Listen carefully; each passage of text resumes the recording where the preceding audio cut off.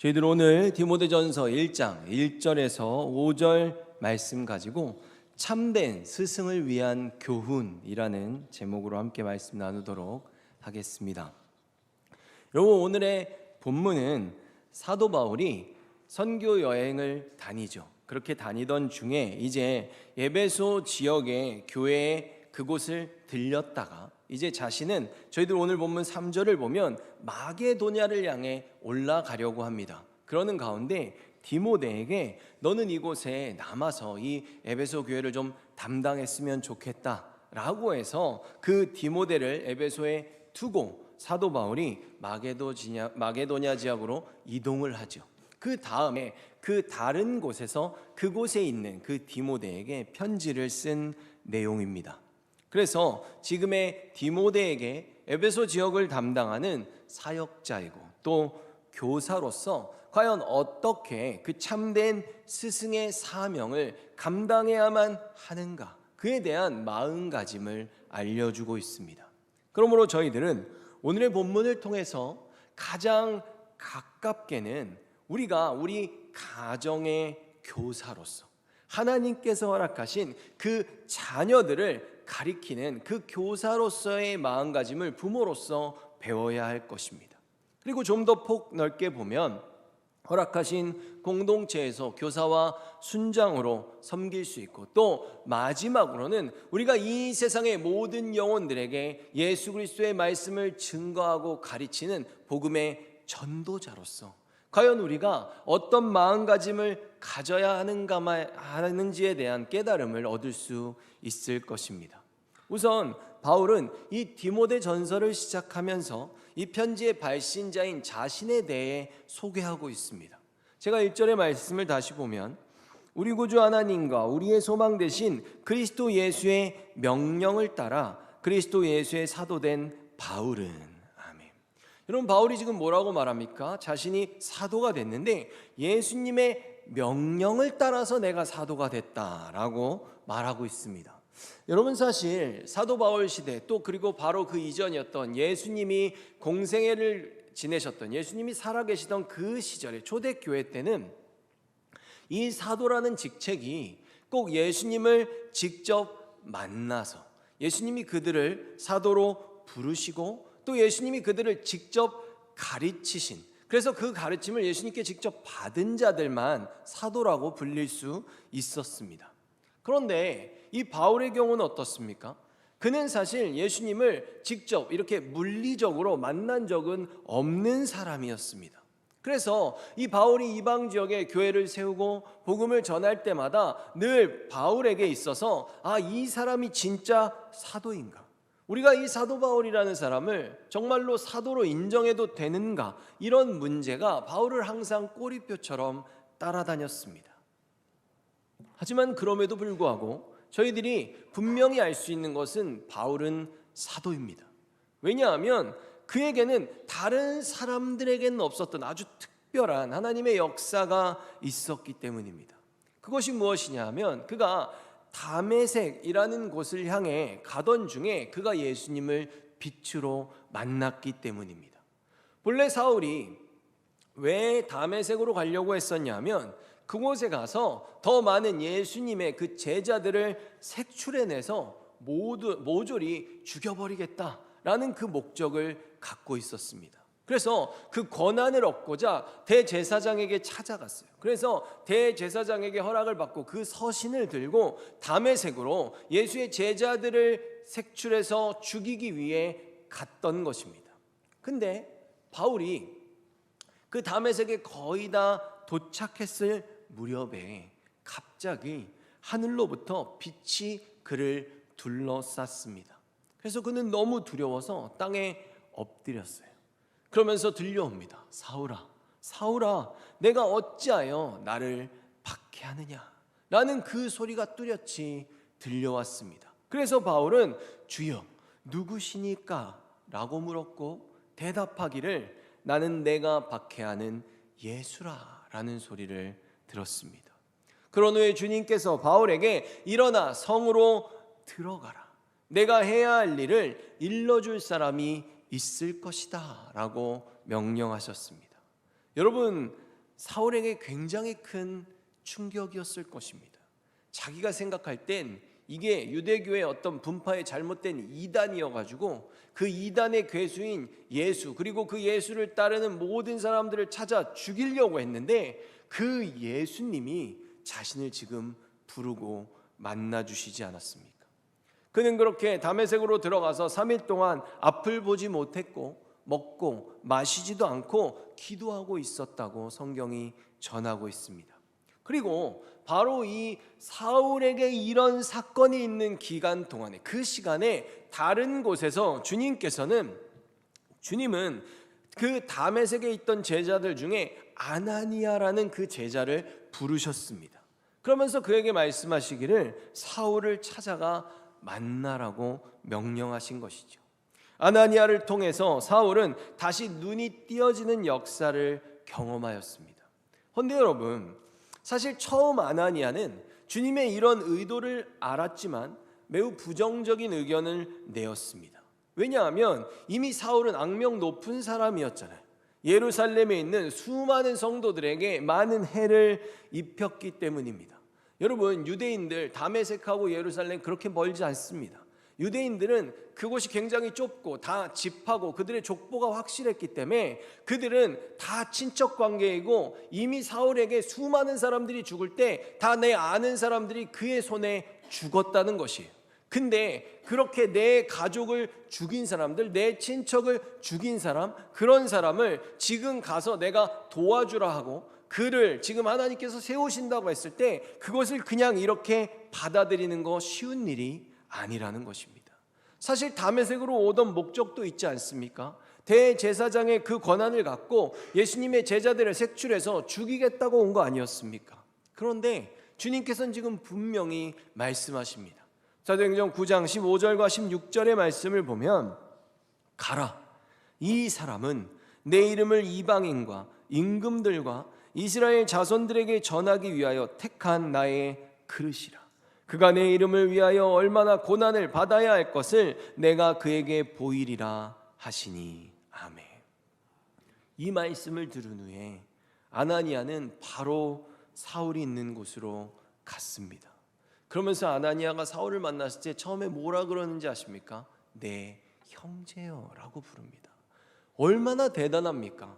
정말로 이것이 너무나도 어려운 일이라는 것이죠.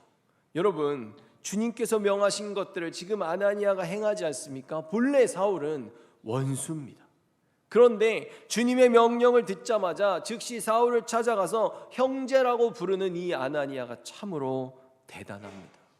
이렇게 사람이 바로 하나님의 말씀, 그 명령을 받았다고 내가 갖고 있는 인간적인 선입견을 버린다는 것이 참으로 어려운 것인데 아나니아는 정말로 대단한 믿음의 소유자였던 것 같습니다. 사실 아나니아라는 이름의 의미가 여호와는 은혜가 깊으시다 라는 의미인데 그는 충분히 이 이름을 가질 만한 그릇이었던 것 같습니다. 그러면서 17절에 말합니다. 사울 형제요, 그대가 이리로 오는 길에 나타나셨던 주 예수님께서 나를 보내셨습니다. 바울이 만났던 분이 예수님이라는 것을 지금 확인시켜주고 있습니다. 예수님께서 나를 보내신 것은 그대의 시력을 다시 회복하고 성령으로 충만하게 하려는 것입니다. 아멘. 이렇게 주님께서 사울을 바울로, 그렇게 주님의 사도로 직접 불러 세우셨습니다. 그리고 그를 이방 지역에 있는 이방인들과 임금들과 또 흩어져 있는 이스라엘 자손들에게 복음을 전할 그릇으로 세우셨습니다. 그리고 바울은 그 길로 바로 아라비아로 갔습니다. 그 이유는 마치 예수님의 제자들이 예수님과 공생의 기간을 보냈던 것처럼 그는 아라비아에서 3년간의 시간을 보낸 후에 예루살렘으로 돌아와서 베드로와 야고보를 만났습니다. 그는 그렇게 사도로서의 본격적인 행보를 시작했습니다. 그러므로 바울은 이처럼 예수님을 물리적으로 만나진 않았지만 빛으로 만났습니다. 그렇게 명백한 주님의 부르심과 세우심을 통해 사도가 된 것입니다. 그런데 여러분, 저희들이 이런 바울의 부르심을 보면서 몇 가지의 깨달음을 얻을 수 있습니다. 그것이 무엇인가 하면 첫째로는 원수가 우리의 형제가 될 수 있다는 것입니다. 여러분, 바울은 당시 모든 제자들이 가장 두려워했던 경계 대상 1호였습니다. 실제로 사울이 바울이 됐다고, 지금 아나니아를 통해 하나님이 그를 불러서 사도로 세우셨다고 했을 때 그 다메섹 지역에 큰 소동이 있었습니다. 사람들이 너무나도 혼란스럽지 않겠습니까? 아니, 내 자녀를 죽였는데, 내 아버지를 죽였는데 저 사람을 우리가 어떻게 받아들이는가에 대한 문제가 그들에게도 큰 문제였다는 것이죠. 그러나 주님께서는 바로 그런 원수를 그 누구보다도 열정적인 사도로 만드셨습니다. 그러므로 지금의 저희들도 영혼들을 대할 때, 복음을 전할 때 절대로 나의 인간적인 경험이나 선입견을 갖고 누구누구는 절대로 안 된다, 쟤는 안 돼 라는 어떤 그런 태도를 가지면 안 될 것입니다. 여러분, 저는 이런 말씀을 볼 때 늘 그런 생각을 해봅니다. 나 같은 사람도 바꾸신 주님은 이 세상 그 누구라도 바꾸실 수 있다라는 생각입니다. 혹시 여러분 동의하십니까? 그리고 둘째로는 지금 예수님이 바울을 부르실 때 하신 말씀이 굉장히 특이합니다. 여러분 보십시오. 사울이 누구를 핍박했습니까? 사울은 지금 예수의 제자들을 핍박했잖아요.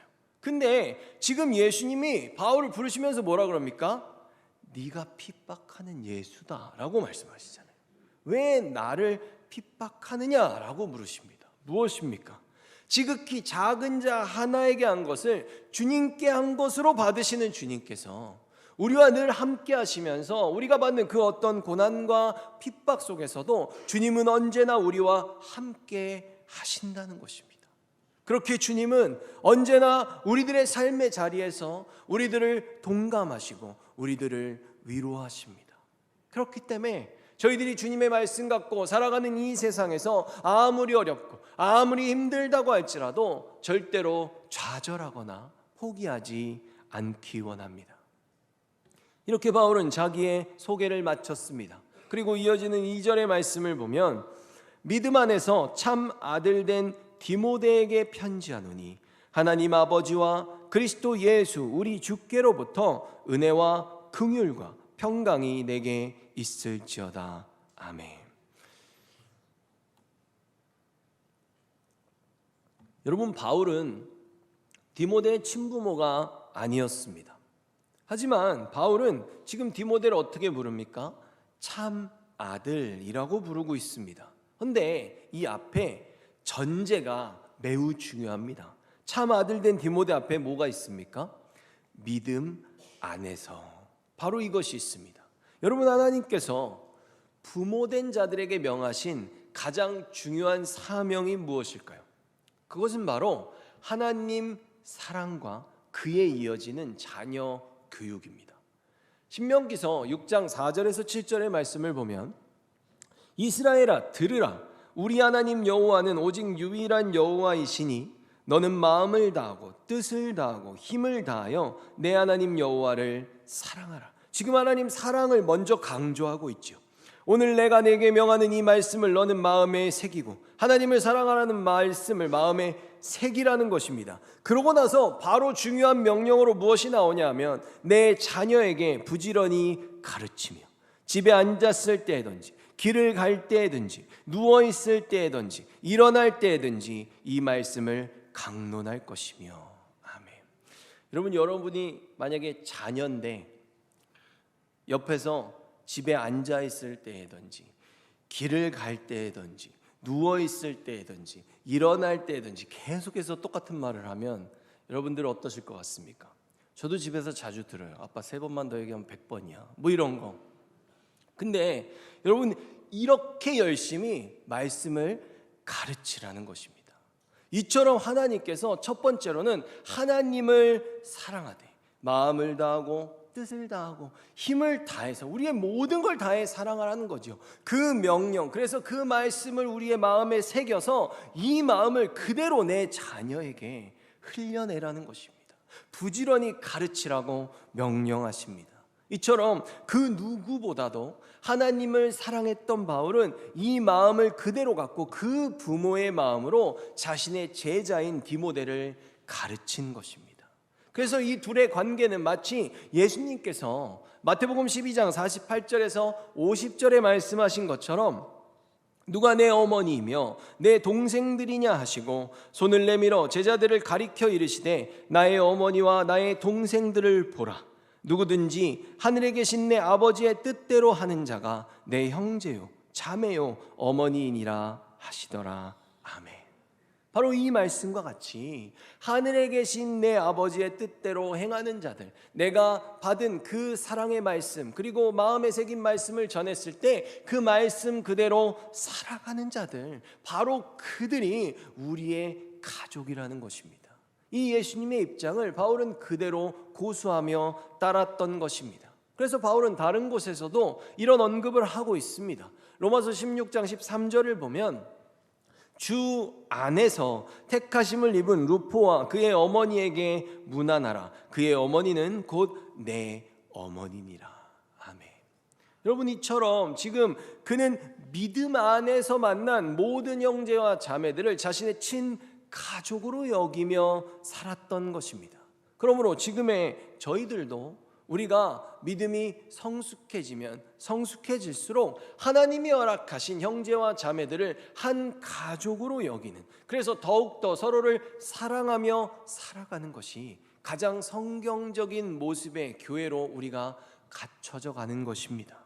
그런데 여러분, 지금의 바울이 디모데를 축복하는 내용을 보면 저희들이 주의를 기울여야 할 부분이 있습니다. 무엇이냐면 하나님 아버지와 그리스도 예수 주께로부터라고 명확하게 말하고 있습니다. 은혜와 긍휼과 평강이 내게 있을지어다 라고 말하죠. 근데 무엇이 중요합니까? 바로 바울이 알려주는 것이잖아요. 바울이 디모데를 가르치고 바울이 키웠다고 말할 수 있잖아요. 근데 바울은 그렇게 말하지 않아요. 철저히 주님께로부터 모든 것이 온다라고 말한다는 것입니다. 여러분, 우리들 복음을 전할 때, 내가 누군가를 가르칠 때, 내가 누군가를 키울 때 내가 키웠어가 아니라, 내가 가진 것을 주는 것이 아니라 나에게 그것을 허락하신 주님의 것을 그 다른 영혼들에게도 주님께서 허락하시는 것입니다. 우리가 이 마음을 갖고 있어야 우리들 교만해지지 않을 수 있는 것입니다.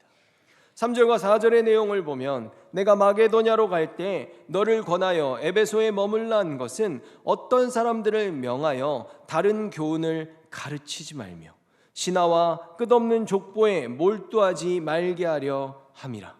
이런 것은 믿음 안에 있는 하나님의 경륜을 이룸보다 도리어 변론을 내는 것이라. 아멘. 여러분, 바울이 디모데를 에베소에 남겨두었습니다. 그리고 지금 참 아들된, 제자이지만 참 아들된 디모데에게 이제 네가 스승으로서, 에베소에서 스승으로서 어떤 것을 가르쳐야만 하는가에 대해 언급하기 시작합니다. 먼저 여기서 신화라고 말하죠. 신화에 창념한다고 말하는데, 신화는 당시에 그 로마 지대는 전부 다 지역들은 다 헬라 문화를 갖고 있었습니다. 그 헬라 문화 속에 있는 사람들은 그 신화에 매우 깊이 빠져 있었습니다. 어떤 전설, 아니면 어떤 신에 대한 이야기들, 그리고 어떤 기원들, 알 수도 없는 설화와 같은, 소위 우리가 들으면 미신적인 이야기들을 그들은 굉장히 잘 듣고 퍼뜨리기를 좋아하는 사람들이었습니다. 그것을 못하게 하라는 것이죠.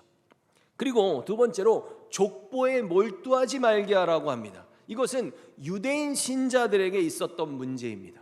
어느 지파에, 몇 대손에, 조상이 누구의, 정통파에, 어떤 이런 것들을 유대인들은 너무나도 중요하게 여겼기 때문입니다. 그러나 이미 예수 그리스도를 믿는 믿음 안에서 유대인과 이방인들의 그 죄의 벽은 완전히 무너졌습니다.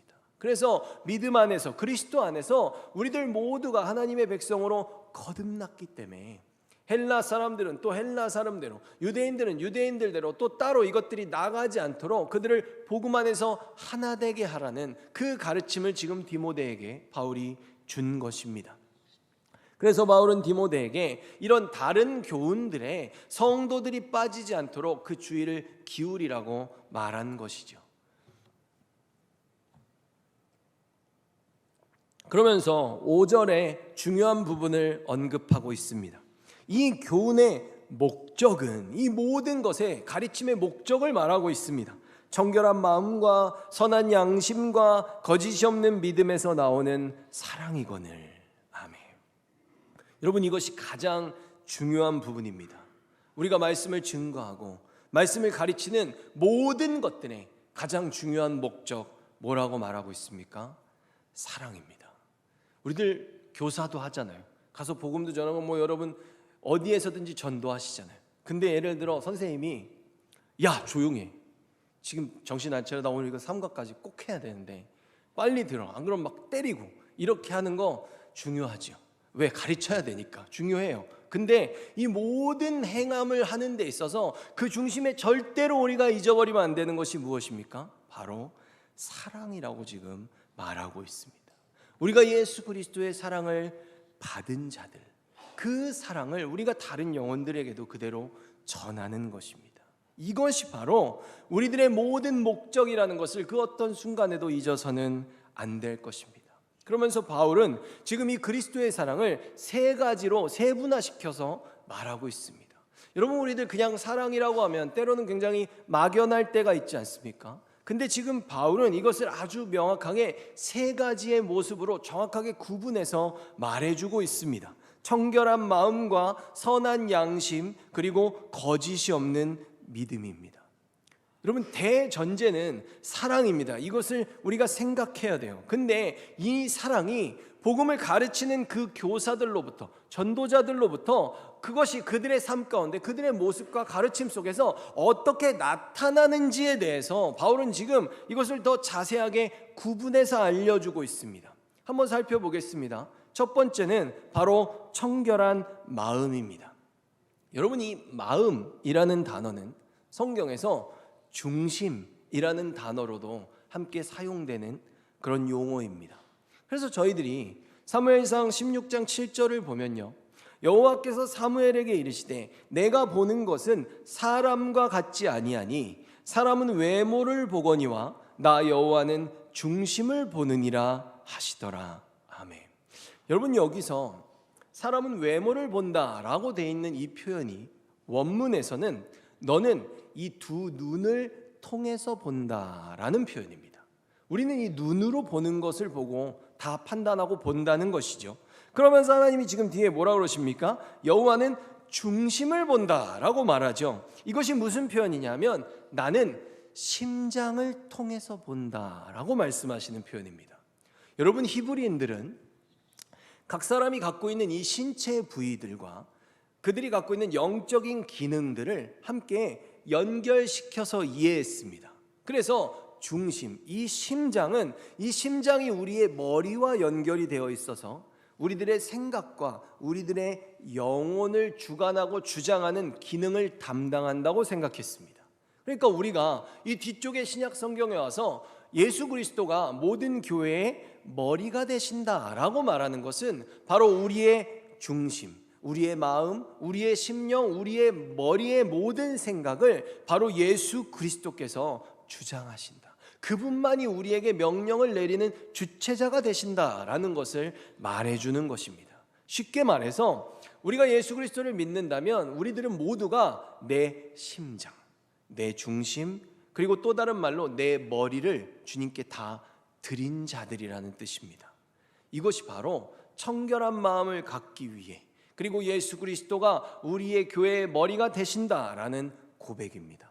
그러면 바로 이런 마음 속에서 우리가 언제 어디서나 청결해질 수 있는 방식은 무엇입니까? 바로 이 마음 속에 있는 내 삶의 경험들, 내가 가진 지식들, 내가 얻은 생각들, 그것들을 내 심장, 내 중심, 내 생각으로부터 계속해서 밖으로 또 퍼내고 또 퍼내며 그렇게 버리며 살아가는 삶을 살아야 하는 것입니다. 나의 죄된 생각들, 주님 앞에서 회개하고, 그리고 그것들을 계속해서 고쳐내고 지워내기 위해서 또 회개하고 또 돌이키면서 살아가는 그런 성화의 삶을 살아가는 것, 그래서 우리들의 마음을 계속해서 청결하게 유지해 가는 것입니다. 그래야만 우리들이 누군가를 가르칠 때 그렇게 할 수 있는 것이죠.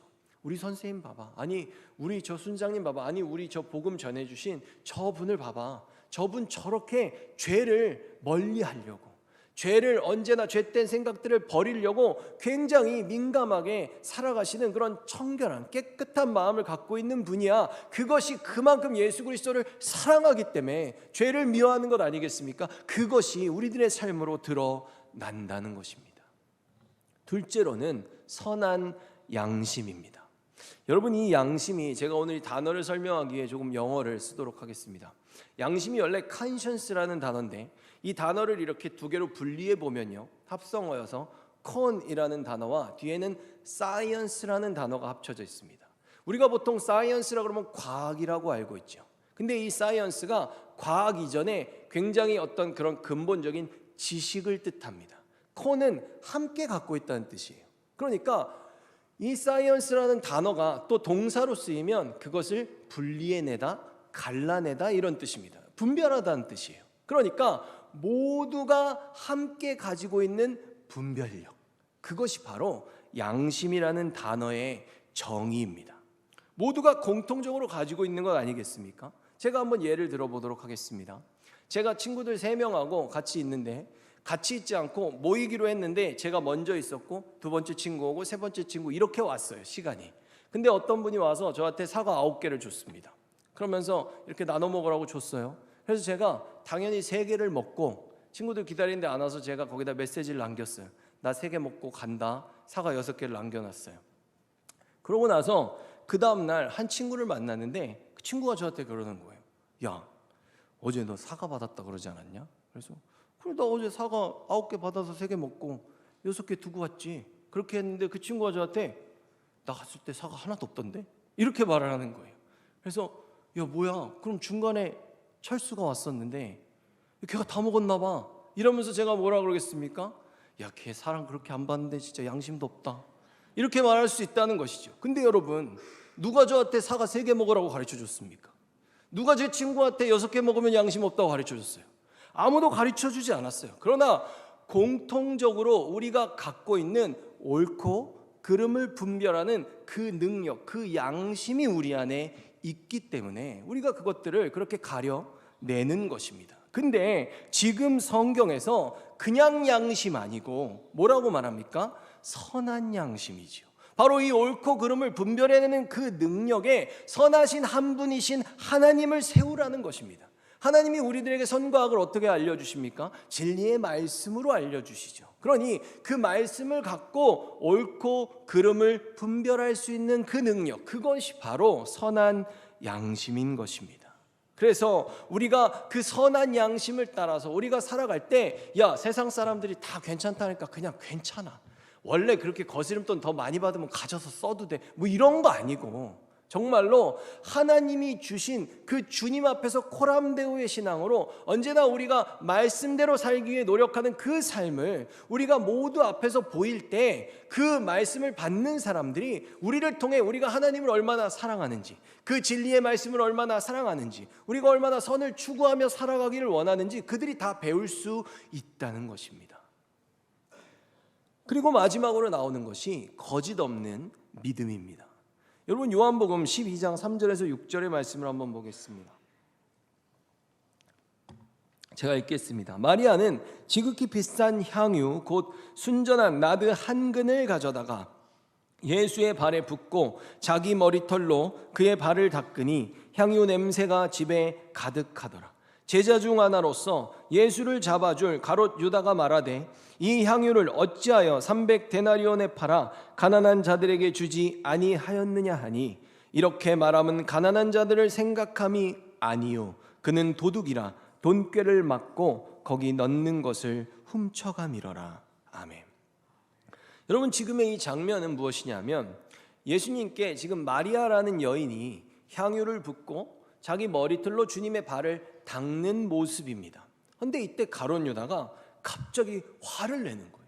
이 향유가 하나가 300데나리온, 일반 사람들이 1년 동안 일해야 벌 수 있는 그만큼의 가치라고 말씀드리지 않았습니까? 그게 얼마나 비쌉니까? 그러니 그 값어치에 대해 언급하면서 이것을 여기서 이렇게 발 닦는데, 예수님 발 닦는데 낭비하고 있다고, 이걸 팔아가지고 가난한 사람들 도와주면 얼마나 좋았겠냐고 호통을 치는 것입니다.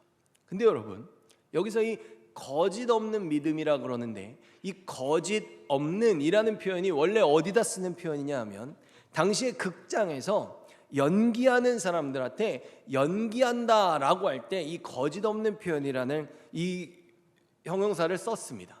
그러니까 무슨 뜻입니까? 이 연기자들 뭐래요, 여러분? 연기자들은 실제 인물이 아니잖아요. 근데 실제의 사람처럼, 정말 그 사람처럼 보이고 싶어서 연기하는 거 아니겠습니까? 가룟 유다가 그렇다는 거죠. 굉장히 믿음이 있어 보이고 믿음 있는 척을 하지만 실제로는 믿음이 없는 사람이라는 것입니다. 그래서 가룟 유다가 굉장히 가난한 사람들 막 아끼고 막 뭐 믿음이 엄청 좋은 사람인 것 같은데, 지금 성경이 그의 속마음을 그대로 드러내고 있습니다. 이렇게 큰 돈을 만약에 헌금했다면 내가 그 돈꾀에서 더 많은 돈을 내가 훔쳐다가 꺼내서 쓸 수 있었을 텐데 라는 그 안타까움, 제가 봤을 때 안타까움만은 진실이지 않았을까라는 생각을 해봅니다. 바로 이 부분입니다. 가룟 유다가 예수님을 그토록 고생하면서 끝까지 따랐던 이유가, 지금 내가 조금만 더 고생하면 이 예수라는 사람이 진짜 메시아가 돼서 이스라엘의 그 다윗과 같은 왕이 돼서 정말로 한 자리 딱 차지하면 그때 나도 한 자리 가지고 내가 할 수 있는 거 떵떵거리면서 살 수 있으니까 조금만 더 참자 이러면서 그 돈꾀에서 훔치면서 버티면서 살았는데, 이게 마지막 예수님이 정말 십자가를 지러 가겠다고 말할 때 보니까 정말 아무것도 안 주고 그냥 죽으러 가려고 하는 그 마음이 가룟 유다한테 보인 겁니다. 그러니까 가룟 유다가 그제서야 이거 이러다가는 진짜 아무것도 못 얻겠다라는 하는 마음에 안 되겠다 싶어서 은 30전이라도 받고 예수님을 팔아 넘긴 것입니다. 그리고 여러분, 이 거짓이 없다라는 이 단어가 가지고 있는 어원이 굉장히 재밌습니다. 이 단어를 제가 아까 말했듯이 좀 더 설명하도록 하겠습니다. 이게 원래 sincere이라는 단어입니다. 근데 이 sin하고 뒤에 sere이라고 돼 있는데, 이 sin은 없다는 뜻이고 이 뒤에 sere이 세라믹이라는 단어하고 연결이 돼 있어서 도자기 그리고 왁스를 뜻합니다. 그러니까 여러분, 우리가 이게 제가 그릇 파는 사람이라고 생각했을 때 그릇 파는 사람들이 제일 가슴 아픈 게 뭐죠? 그릇 이렇게 날르다가 탁 부딪히면 이가 탁 나가는 거예요. 그럼 이거 가서 팔아야 되는데 여기 이가 나갔잖아요. 그리고 또 다른 그릇들 보니까 이렇게 살짝 금이 갔어. 그럼 이거 팔 수가 없잖아요. 그러니까 여기다가 그때 초랑 비슷한 왁스를 갖다 채우는 겁니다. 왁스를 이렇게 비벼가지고 그 틈에 왁스를 다 채우고 여기 이가 모난데 이렇게 왁스로 다 해가지고 발라요. 그런 다음에 그 위에다가 유약을 다시 이렇게 싹 이렇게 발라가지고 새 것처럼 시장에 갔다가 그걸 파는 거예요. 그럼 사람들은 그거를 갖다가 사가지고, 거짓이 없는, 그러니까 왁스가 없는 이라는 뜻이에요. 그래서 그럼 그거 그냥 갖다 사갖고 갈 거 아니에요. 집에 가서 새 거 사왔다고 좋아가지고 요리해가지고 이렇게 딱 하려고 하는데 그 부엌에서 불이 뜨겁잖아요. 뜨거운데 옆에다가 그 그릇을 두면 어떻게 되겠습니까? 왁스가 녹아내려. 그럼 이제 거기서 금이 나오고 다시 이가 나간 그릇으로 돌아가면 그제서야 정신 차리고 시장 가면 어차피 그 사람 없어요. 그런 것처럼 바로 이 거짓이 없는 믿음, 바로 이것이 왁스가 없는 그릇, 도자기라는 의미를 갖고 있습니다. 이런 속임이 없는 믿음, 지금 겉으로는 되게 믿음 좋은 것 같은데 가룟 유다 원하는 거 따로 있잖아요. 그렇죠? 더 돈 받고 싶고 권력 누리고 싶고 세상에서 떵떵거리고 싶고 이런 거, 우리가 예수님을 바라보는 데 있어서 아무런 마음이 없는, 아무것도 바라지 않고 주님만 구세주로 믿고 주님 한 분만으로 만족하는 그 믿음을 지금 거짓 없는 믿음이라고 말하는 것입니다. 우리가 이런 믿음으로 주님을 신앙할 때, 이런 자세로 그들 앞에서 살아갈 때 우리가 주님을 얼마만큼 진실되게 사랑하는지 그 모습이 우리의 삶을 통해 그 사랑이 전해지고 드러난다는 것입니다. 여러분, 저희는 예수 그리스도의 십자가의 사랑을 받았습니다. 그리고 그 사랑은 그 어떤 조건도 우리들에게 요구하지 않는 공짜로 받은 은혜이고 공짜로 받은 참된 희생이었습니다.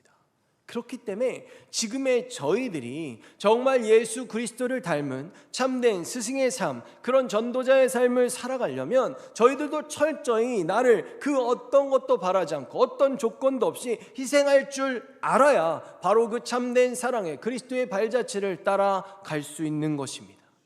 그러니 부디 저희들 첫째로는 청결한 마음을 갖기 위해서 이 말씀의 기준을 따라 최선을 다해서 말씀의 거울에 내 삶을 비춤으로 회개하고 돌이키고 또 돌이키는, 그렇게 죄로부터 멀어지는 삶, 떨어져 있는 삶을 살기 위해 최선을 다하는 모습을 보이기를 간절히 소망합니다. 둘째로는 우리들의 모든 것에 그 옳고 그름을 판단하는 기준, 바로 그곳에 선하신 한 분 하나님, 그 진리의 말씀을 세워서 그 선한 양심을 가지고 우리는 무엇을 위해 사는가? 하나님의 기뻐하시는 그 뜻을 위해 내가 살아간다. 그래서 그것을 위해 이 세상의 모든 것들을 분별하며 나아가기를 원합니다. 그리고 마지막으로 그 어떤 다른 것도 바라지 않는 순수한 신앙, 오직 주님 한 분만으로 만족함으로 나는 오직 예수 그리스도의 발자취만을 무익한 종으로서 따르겠다라는, 여러분 신명기 6장 4절에서 7절의 말씀, 그 말씀의 제목이 무엇입니까? 쉐마입니다. 쉐마는 들으라는 뜻이고 들으라는 순종이란 뜻입니다. 결국 우리가 정말 예수 그리스도의 제자되고 우리가 또 다른 제자에게 그리스도를 알려주고 성령께서 우리의 스승이심을 분명히 알고 있다면 우리들의 삶의 이 모든 가르침 위에 언제나 순종의 열매를 드리며 살아갈 수 있기를 예수 그리스도의 이름으로 축원합니다.